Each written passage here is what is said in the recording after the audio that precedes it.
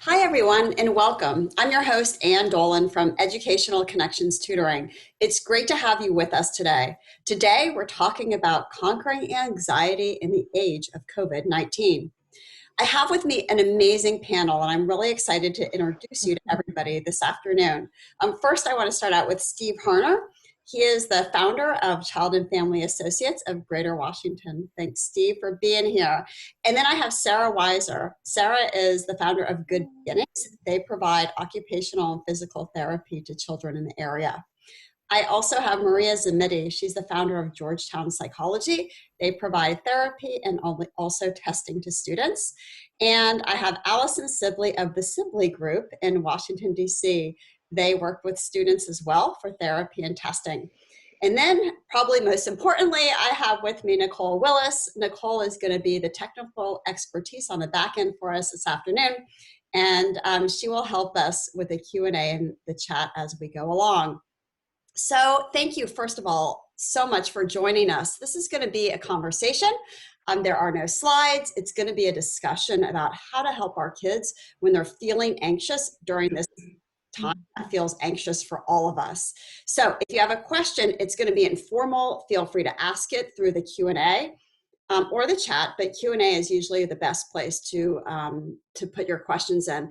And we'll answer questions as we go along. And then I'm going to also reserve time at the end of about 15 minutes to just have another discussion for any other questions that are still left out there. So it's about 12:15 now. We'll talk until about 12:40, 12:45. We'll open it up for additional Q&A, and we will wrap up just at 1 or a few minutes before. We will definitely end on time so you can go about your day, hopefully with a few new tips in your back pocket. So I'd love to start today by opening it up for everyone to just kind of share what they're seeing in their practices. Just tell us a little bit, maybe 10 seconds about what you do. And then I'd love to know some trends that you're experiencing and what you're seeing with the kids that you help and the parents. And Maria, I'll start with you if you don't mind. Sure. Hi there. So yeah, we have a practice that specializes in therapy and testing and neurofeedback. And we see the whole age range. So we see young kids all the way through college students and adults. And we work a lot with parents. And we're seeing so many different things. I mean, there's really not one trend. I think with younger kids, we're definitely seeing an uptick of anxiety. We're seeing, sorry, my earphones are not working great.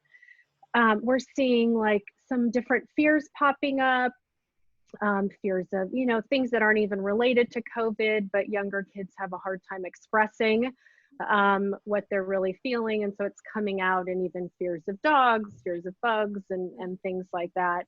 We're actually seeing a lot of kids doing quite well.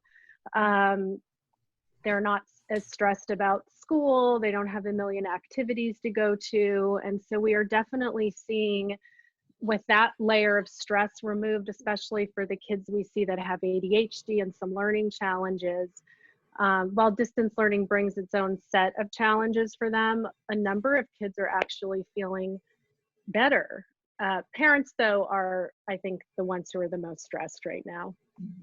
Maria, thank you. That's such an interesting point of view, that without all the running around after school, it's for some kids leading to a little bit less stress. Thanks. They're more relaxed, some of them. Yeah, makes sense. Allison, tell us about your practice and what you're seeing with your kids. Sure. We have a therapy practice where we do counseling with little kids all the way to toddlers, all the way up to college students and parents. So a family practice where 7 days a week, everyone in the family can come for therapy service, as well as some specialized adult services. And what we're seeing right now with our kids, especially our school age kids, I would say middle elementary to later elementary, we're seeing a little bit more sadness and hopelessness. And some of that is, due to not being able to see friends, not being able to get outside. I think with our high school students, especially juniors and seniors, we're seeing more kind of sadness and loss around missing a lot of their senior opportunities. And with parents, I think we're seeing a lot of overload, role overload, and sleep issues. And that's sort of more on what we're helping them with. What I'm also seeing is a whole lot of parents getting really creative with their schedules and with what they can and can't do and the supports they're using. And it's been actually quite impressive what parents are doing these days. So Nice. I love that positive spin. yeah. Yes. Awesome. Thanks, Allison. And Sara, you have a different kind of practice. Do you want to tell us about that and what you're seeing too? Sure, we do. We do occupational and physical therapy for kids, and like everyone else, it's all moved to teletherapy as of now, whereas most people. And so we see mostly the families are very overwhelmed with everything. We see mostly younger children. We do go up into the higher range, but typically we have the younger children, and so kids, their schedules are not like they used to be, so they feel a bit out of control, and you see some of the behaviors coming out with the kids because of that. And families are having a hard time sort of figuring out how to structure the day, and help make some control for those kids, but also get them to move, and which is really going to help regulate their systems. So that's what we've sort of been seeing in the practice. Awesome. Thank you. Thanks, Sara. Yeah, Steve, how about you? sure. Thanks for having me, Anne. Like Maria and Allison, I have a psychotherapy practice as well, and we focus more on cognitive behavioral psychotherapy and also psychological evaluation and assessment. And what's interesting about what we're seeing is we're seeing people hunkering down and doing stuff that maybe we've been trying to coach them to do for a long time. And as Maria mentioned, they've had some great success. I think what's interesting is we're seeing more meltdowns from parents, whereas sometimes the kids were the ones that were the focus. And it's been really interesting, some of the parents reaching out and really finally identifying for themselves, it's okay for me to ask for some help. And that's been really uplifting, because in this state, this time, if you will, vulnerability goes a long way. And we're also using that vulnerability with the parents, coaching them how to pass that on to their kids in a way that doesn't freak the kids out, but it's also okay to let everybody know where you're okay, where you're not okay. So. Interesting, Steve. Thanks for that. So I'd love to start with younger kids. And Allison, I know you work with kids of all ranges, but you really do work a lot with younger kids in play therapy. Based on what you mentioned earlier, what can parents do to help create some normalcy to their child's schedule, or what is the best bet for a parent of a young child in this situation? Yeah, I think, it depends on age and stage, right? But I think for young kids, they need flexible structure. So to have a daily routine that can also then honor the uncertainty of what we're in, that can bend and flex. And if it's not going well, maybe move into like a wacky Wednesday. We're going to totally change it up. But I think as parents, if we're directing that and trying to be kind of playful and flexible within the fact that, okay, we have school these hours, and just like teachers do, sometimes we can move out of that and direct it and say, let's try this fun activity that might have a learning need, or it just might have a benefit to the relationship. And I think the primary rule of thumb is to think about how to preserve your relationship in the midst of something that's very unusual, that parents are having to teach their children during a really big time of stress for the kids and also for the parents, where they're completely overloaded. And the other thing I like to talk to parents is kind of the 4 R's. If they want to keep it super simple, pay attention to if they had to totally flop their roles in the family, that's okay, as long as though someone is taking the major tasks. Stick with a basic routine that's flexible, and pay attention to one thing per kid that you're working on, at least from an emotional standpoint. Don't try to meet new goals. Focus on what's that one thing per kid or in this relationship that I'm trying to help with, to keep it simple. That makes sense. Thanks, Allison. I like that wacky Wednesdays. That's such a great point. Yeah. So you mentioned preserve the relationship, and Steve and Maria, I'm wondering if you could talk a little bit about that. How do you do that when you're just so frustrated with your kids? You know, you want them to be learning and studying, and they're just like totally in vacation mode. Um, how do you make sure that the main thing is the main thing, and that they are doing some learning, but that you're really not becoming the taskmaster? Uh, I can go, Steve, if that's, Sure. yeah, I'll start. I absolutely agree with what Allison said.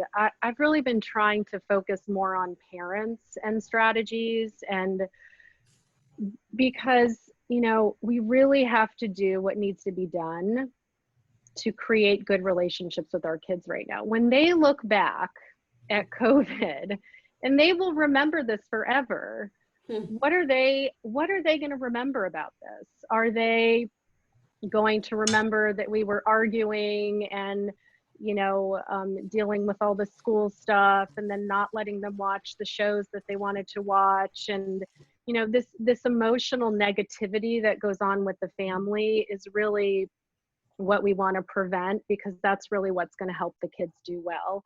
So, I mean, I've seen parents do all kinds of wonderful things, like even reach out to teachers, letting them know that if things are getting too challenging, they're going to opt out of some of those activities for their kids, because for them, what's, you know, their child's mental well-being and happiness is the most important thing right now. So, you know, if you've gone insane watching your teenagers staring at their phone, and our kids are going to be watching more Netflix than ever. Our kids are going to be on their phones more than ever. This is how they're connecting.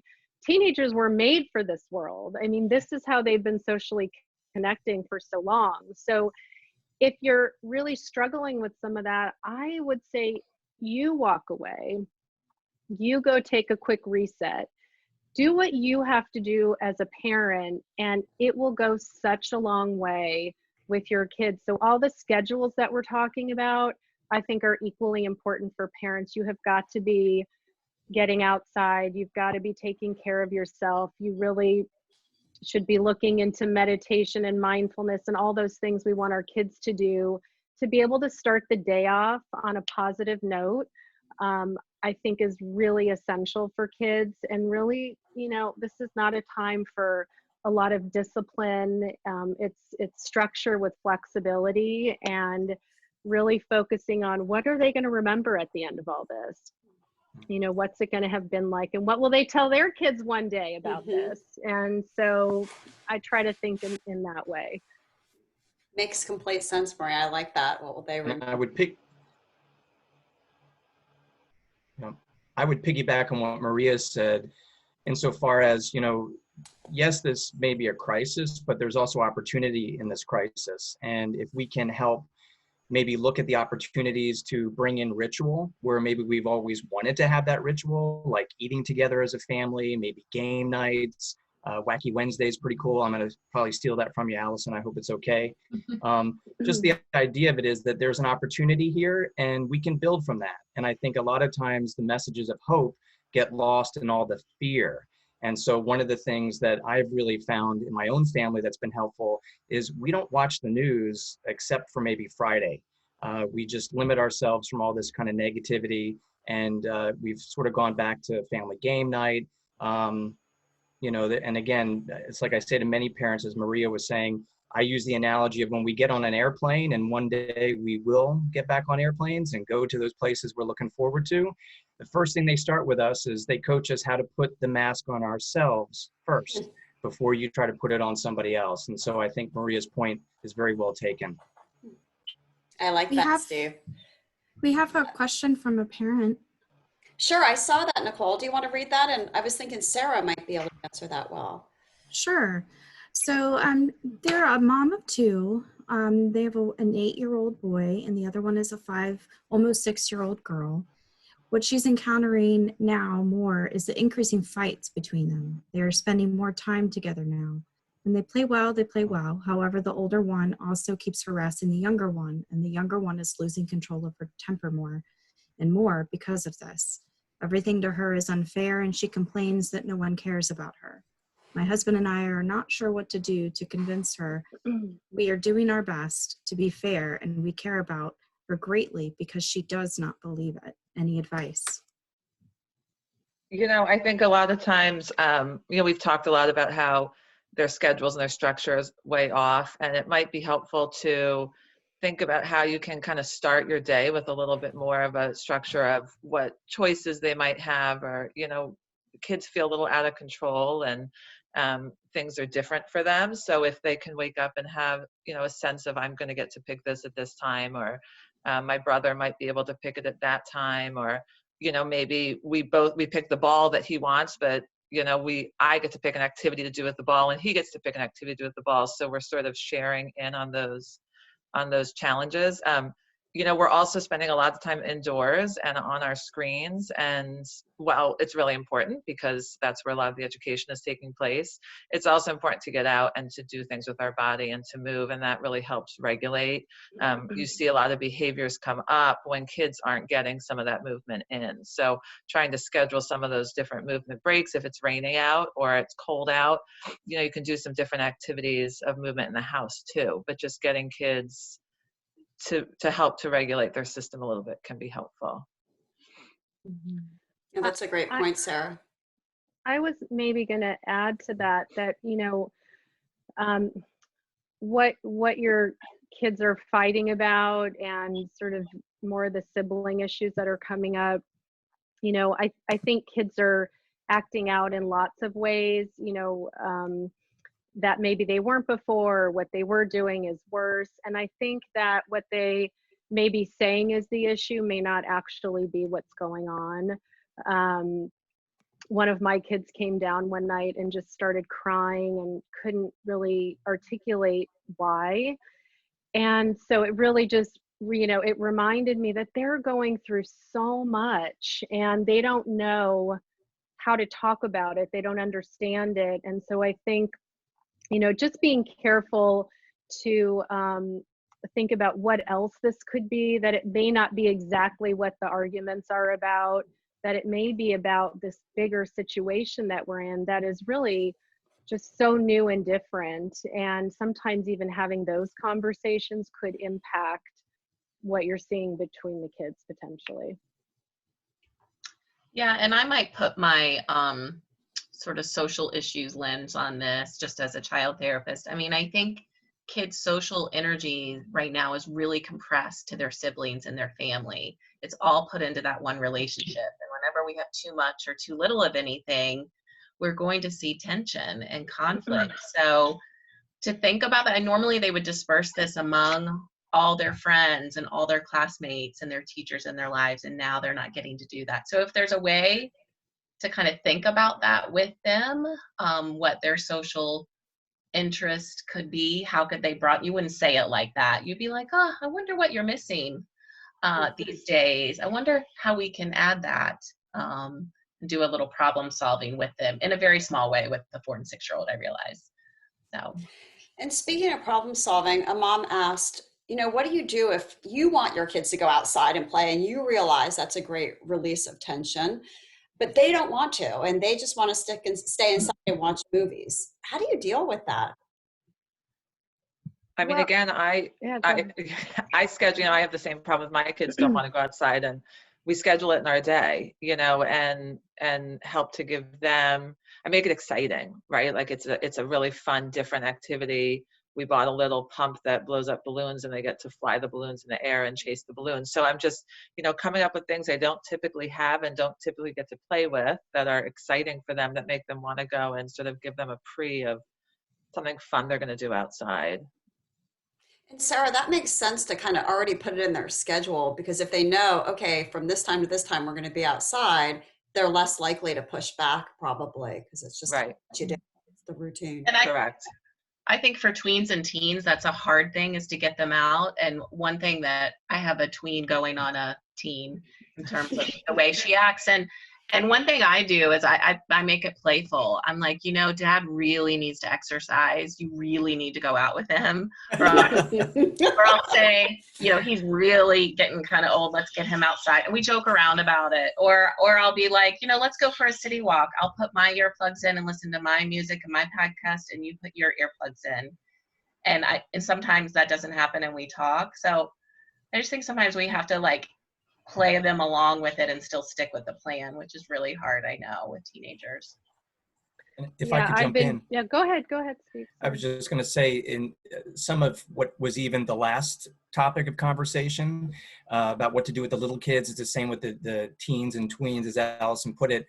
I always coach people, and I have to remember this for myself, start with observing the observable.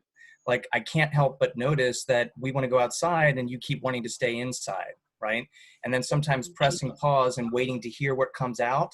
I think in a family with a similar circumstance, this one teenager brought up that she was actually scared to go outside, and that it was just easier to stay in the house, because I think this is when the masks, there's mixed messages about wearing masks or not wearing masks. And so there was an opportunity again to have a conversation, to allay some fear, to say, well, what would make it more comfortable for you to go out? And I think by observing the observable, we're not leading the witness. Again, I always say to parents, you know, you're your kid's expert. No one knows your kid as best as you do. However, who else has studied us as closely as our kids? So in reality, they become our experts, right? And so part of what we try to do is get you a paragraph ahead in your own textbook. And that's an opportunity right now, is rather than just fill in the blanks with what we think our kids need, sometimes depending on the age and depending on kind of what our insights tell us, it might be good just starting very simple and observing the observable. I like that. Thank you for sharing. And that, it seems like it's probably not that hard to do, to observe the observable. I find it extremely difficult, especially when I'm a little bit ticked.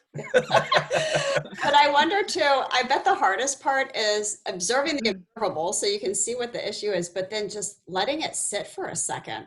You know, not jumping in there as a parent and saying, well, you should do this, or have you tried that? How do you as a parent take a step back for a second and let your kid talk? Mm-hmm. Maria, I cut you off. I don't know if you want to answer that. That's okay. Well, I was going to just add that I think exercising with kids can be really fun and cool, and like coming up with, while you were talking about your husband, I've been trying to get my youngest to do it with me to help mommy exercise. Also, just even doing it with chores, like, you know, I turned a blind eye to all the Netflix watching if you do 2 chores a day and exercise. So that's kind of like our barter. Like, I will be super flexible around what you're loving. You know, here's the structure around it. And it's actually worked really well. So dog walking, when you have lots of dogs, is an easy way to get kids outside too. In response to what you just were saying, Anne, you know, I've been working a lot on this, being home with kids 24/7, even personally, just because we do what we do doesn't mean we don't have a hard time, just like everybody else. And I have been absolutely amazed, and have even been reporting to my husband about what's happening now that I'm doing more of this. I am even in the frenzy that the kids can go to, especially kids who are, you know, upset about missing different things and can't see certain friends, and sitting and listening and simply saying, I'm sorry, this is not going the way you wanted it to. I know you're really upset and sad about this. Is there anything I can do to help you? I mean, kids go from wanting, you know, my typical thing might be to say, well, of course you're going to go to class if you don't do, you know, but when you sit back, when you have success with it, it breeds more ability to do it. And I would really encourage parents to try it. It's really so effective, and I've just been reminded of it and practicing it more and more during COVID. Awesome. That's super helpful, Maria. Anybody else want to talk about that, about troubleshooting those issues? And when you mentioned about kind of like observing the observable and how do you actually do that. As a cognitive behavioral psychologist working with kids and families or whatnot, I often find that sometimes in some stressful moments, a routine about how I'm going to approach a certain category of problem has helped me and helps many of our clients. And so one of the routines around observing the observable is just kind of like just observe what you're observing, don't interpret it, don't anticipate what the kid's reaction is going to be. I just can't help but see that, you hit Mark across the face. What's that? You don't even have to say what's that about, right? But then you also go to this next level, which is awareness is half the battle. And what I coach many families to be aware of is that you are your kid's expert. What are you aware of, right? Did Mark, was he getting poked by his sister? What's that about? But then also what many people come to us as helping providers to know is what is a more powerful response, right? So observe the observable, awareness is half the battle, your power is in your response. Ironically, sometimes the response that's going to be more powerful is not punitive, right?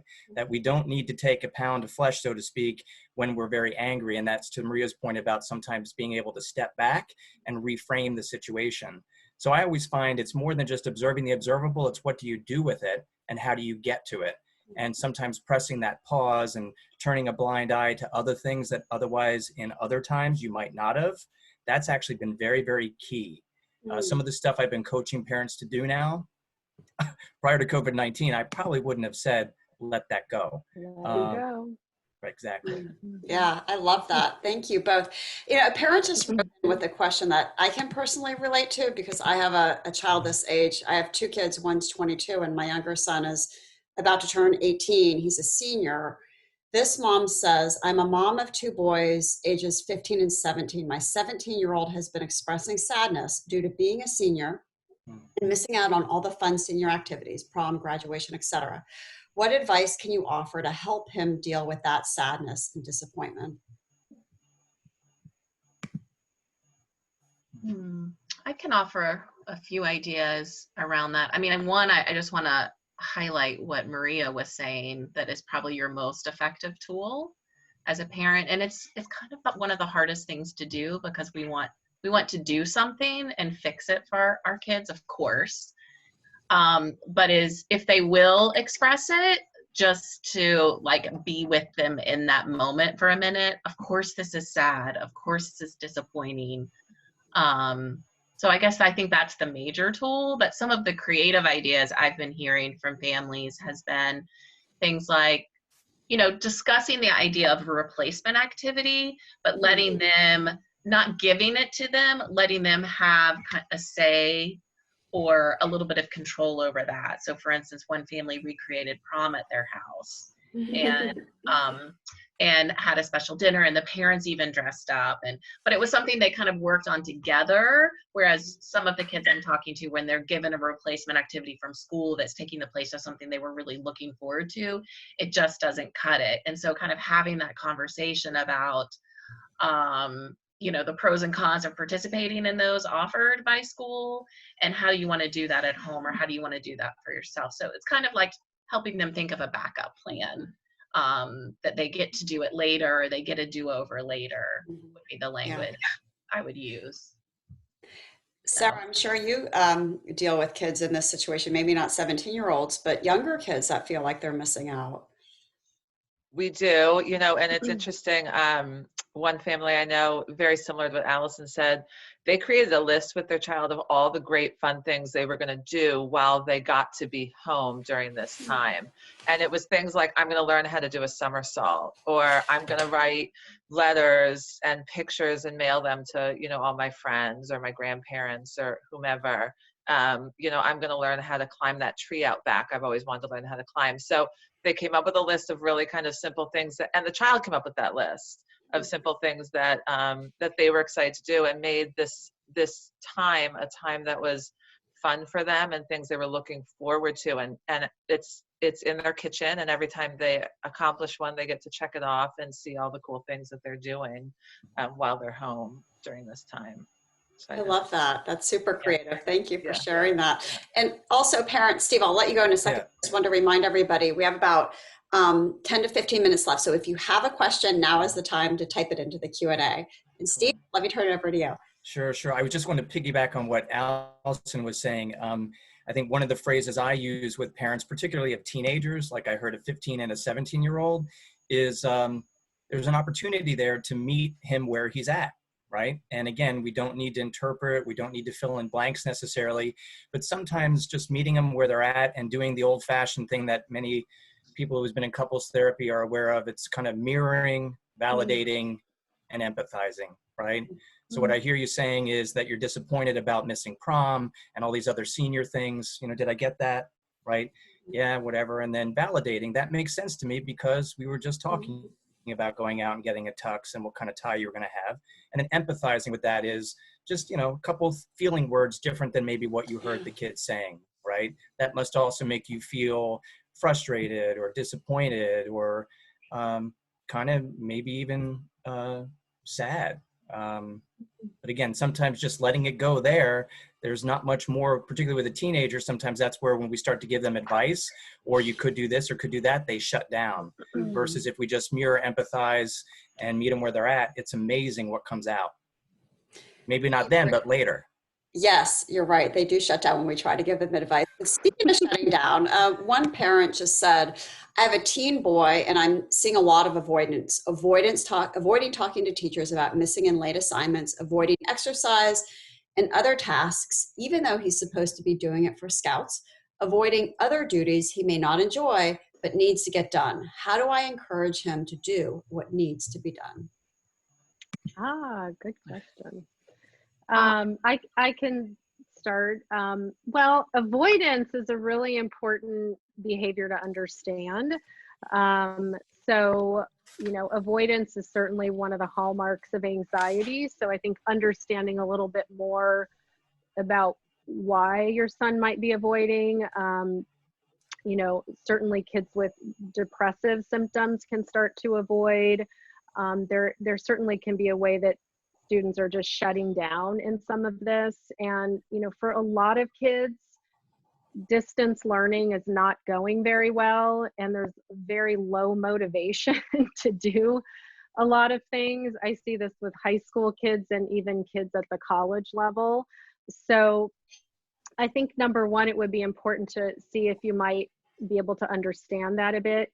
I mean, your concern, I think, is really something to listen to. And if you have concerns that you think are worthwhile to even be talking about to a professional, I mean, therapists are here. I mean, everybody's doing teletherapy. It's actually going exceptionally well. Teens are really benefiting from teletherapy, and actually, in our experience, seem to really enjoy it. So I think it's knowing when the time is to bring a professional in to hear what your concerns are and really think through if there's something that can easily be addressed, or it might be something more considerable to be thinking about. But avoidance is not uncommon right now. It's a prime behavior that we're seeing with kids. Thanks, Maria. Another mom or dad, actually dad, said, I understand there might be a need to let it go more than in normal times, but I worry that given we're going to be in this environment for months, that letting too much go will instill bad habits and the idea that they can get away with more than usual. And it's going to be tough to reverse this once we get back into normal times. I have 3 boys, ages 4, 5, and 7. And at that impressionable age, I'm worried bad habits will stick faster. So go ahead, Sara. I always talk to parents about, you know, kids, especially when structure's totally off, you know, they do feel out of control, and behaviors will come and we think to sort of just let it go. And I always say, think about choices are really important and expectations are really important, and giving your kids choices that still get to what you want them to do, right? So if you want them to pick up their toys, would you like to pick them up now, or would you like to pick them up after we have dinner? You know, and they still get to decide what they want to do. They have control over the situation, but in the end, you're getting done what you need to get done or what you're asking them to get done. So thinking about that piece might be helpful. Sara, speaking of choices, I saw this article. It was really great. It was in the Washington Post a couple of weeks ago. It was about how do we do this as parents? Like, we're trying to work from home and we're homeschooling all of our kids. Like, it's just hard. Wow. And yeah, and so the woman who wrote the article had this, she basically had choices on the left of what the kids could do during the day. And then they moved them, I don't know if you guys saw it, across the board as they did them and as they finished. And so I thought that would be so cool for academics. So I made this one, if you don't mind, then I'll share it. I have it sitting here because I made a video from it. And all these things were on the left. So these are all the things that the kids could do for their academics.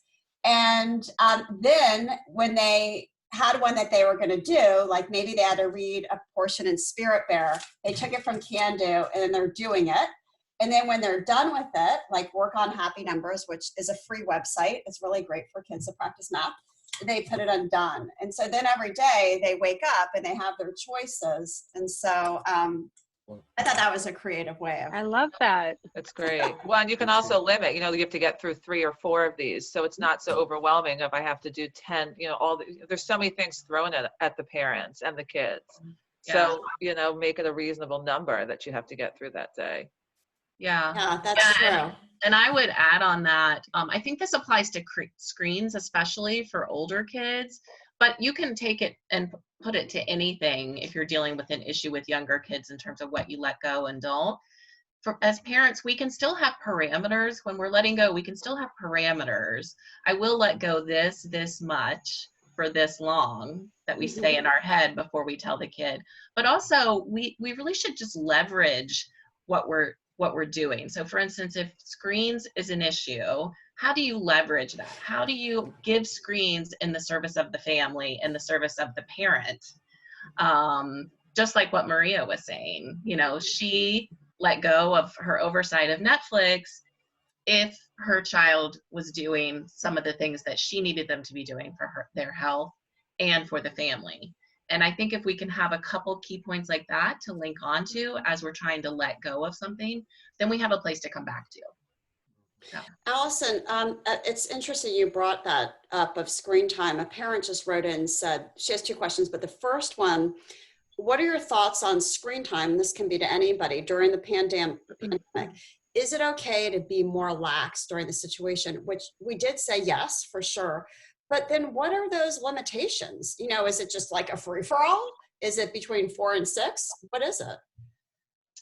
Well, I would go say ahead, that it Allison. needs to be customized per family. Like, our screen time situation is different than it was pre-COVID.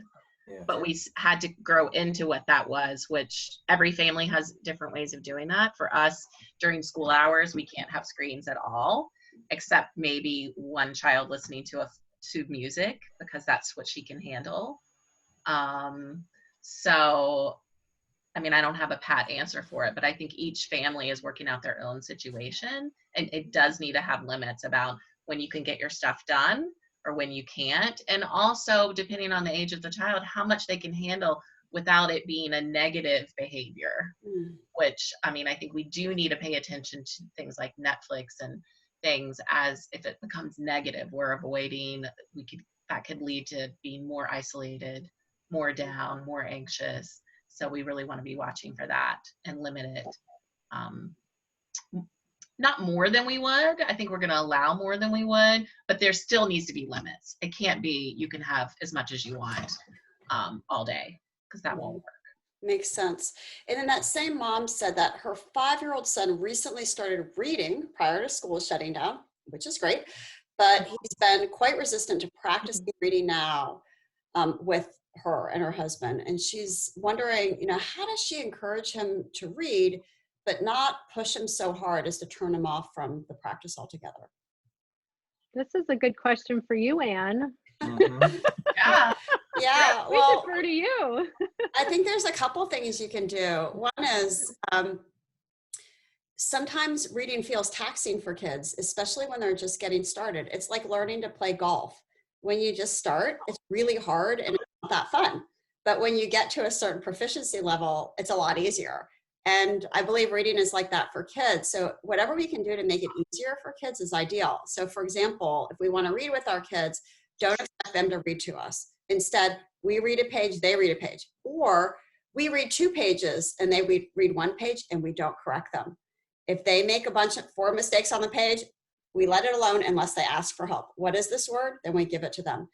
Also, there's a lot of research that shows when kids want to read a book, but the book is just above their grade level, if they listen to the book on audio and they follow along, they improve their comprehension and fluency just as well, just as much as if they're reading the book on their own. So there's something to hearing a good reader read the book that helps them with their fluency and comprehension. And that really takes the hardness out of it. It's like, okay, you're listening to this book, you're enjoying it, and it's not just on your own. So hopefully that will help. I like that analogy, Anne, of the golf, because, you know, we're all trying to get into the swing of it, and we're trying to practice.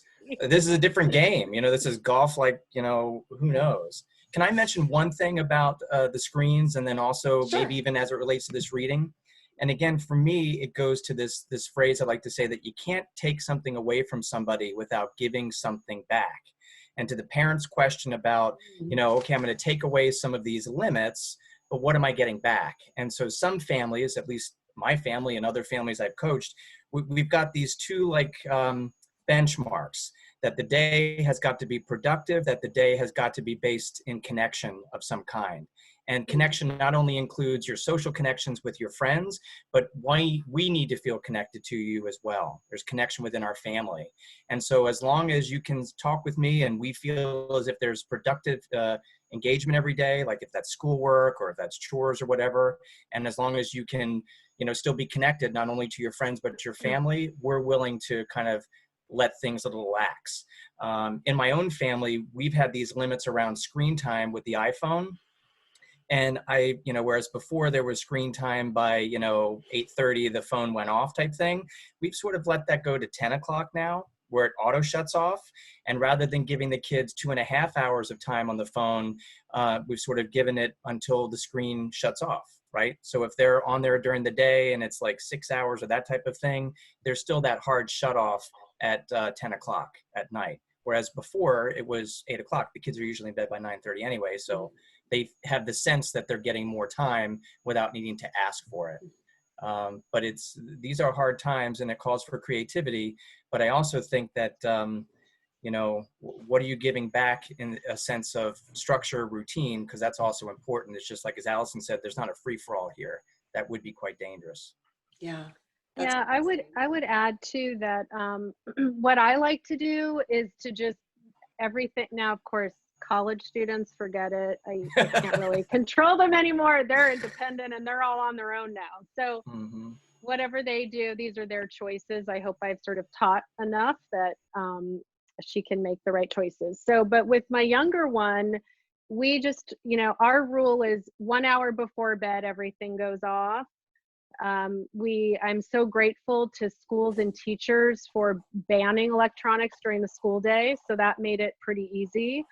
And then doing a drop everything and read time every night, which then makes them less focused on the electronics. So I try to do a lot of that an hour before bed so that they have that time to kind of shift into things that are more relaxing, which is also a nice time for kids to talk to parents. You know, when you're just doing quiet things together and there's stillness, that's when sometimes they start talking to you about how they're feeling. Those might be moments where you could ask them and they might be more able to talk to you. So those are just some other ideas. Awesome, Maria. Thank you. Everybody, we've run out of time, unfortunately, but I tell you what, I'm going to send anybody that registered or that's on this a follow-up email. I'm going to have Sara, Allison, Steve, and Maria's contact information. So if you have specific questions, feel free to reach out to them. Thank you so much for being engaging, for asking questions. Thank you. It's a pleasure to talk to you today, and I hope everybody has a wonderful day. Thank you. Thank you. Bye. Thank you. Bye-bye. Bye-bye.